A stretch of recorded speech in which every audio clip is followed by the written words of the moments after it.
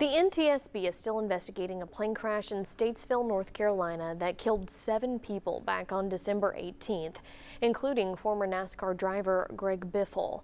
While many knew Biffle as a driver, Gary Osberg knew him as a friend. Reporter Caleb Barnes has that story. Greg Biffle drove at the number 16 to 19 wins in the NASCAR Cup Series.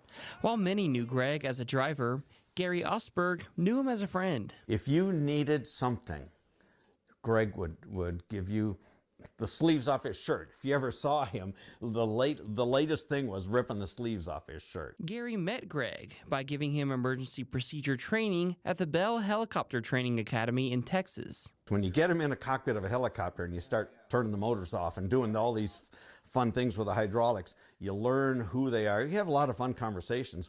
One of the pictures that I have, matter of fact, this picture right here, that's the helicopter he and I did emergency procedure training in, and that's his jet behind there. Biffle used his helicopter skills to help with relief efforts in North Carolina following Hurricane Helene. They started bringing supplies to areas that could not be reached except by helicopter. They just went and did it.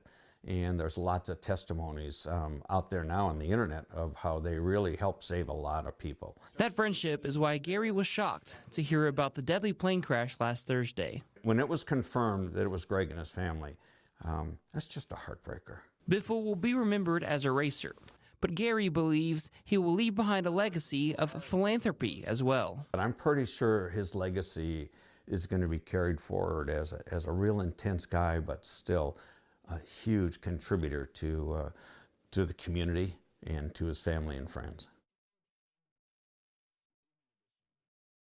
That was Caleb Barnes reporting, and at this time, no funeral arrangements have been announced for Biffle or the others who died in that crash.